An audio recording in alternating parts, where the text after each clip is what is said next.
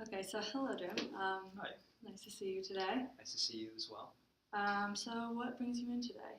I get angry a lot. I'm trying to cut back on my anger issues. Okay, so can you tell me a little bit more about that? Well, most recently, I was driving on the parkway and I got stuck behind somebody who was going very slow in the left lane. And every time I tried to pass them, they shifted over into the lane I was trying to pass them in. So eventually I got so angry and they started brake checking me. So I followed them off the parkway to a Wawa and proceeded to scream at the person because they're stupid. Okay.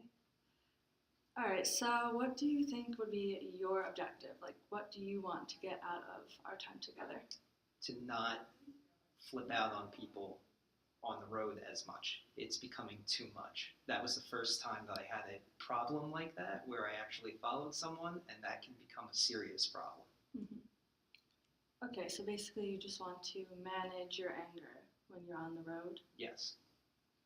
All right, so is that the only place that you see yourself getting angry? Is there any other settings that this interferes with your life? Sometimes at home as well, I guess.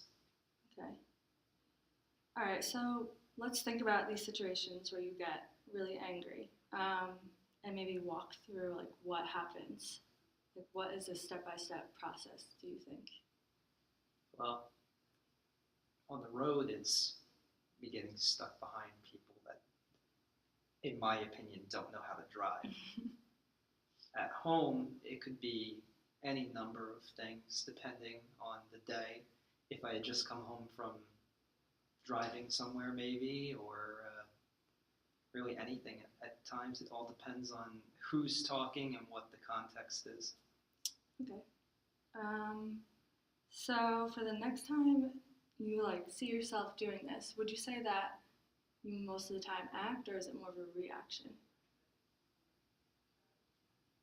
I would say it's a reaction, Mm-hmm. but thinking about it now, I think it's more of me acting to something that isn't acting upon me. So Yeah, so maybe more of a reaction. Okay, so maybe for the next time something like this happens, instead we can just stop and think about what's going on in that exact moment, um, and maybe take that emotion and name it, and then react and see maybe if this changes anything or how you might. okay, so react to the emotion, not to the person. Mm-hmm. Yeah, so maybe that would help you to achieve more control in the actual moment if you name it. Okay. So yeah, in the upcoming week, maybe you can work on that a little bit and then come back and tell me how that works out for you. And then maybe if it doesn't work out for you, we can make some modifications to the approach, and Okay. you can let me know how that goes. Okay. Okay, thank you for coming in. Thank you.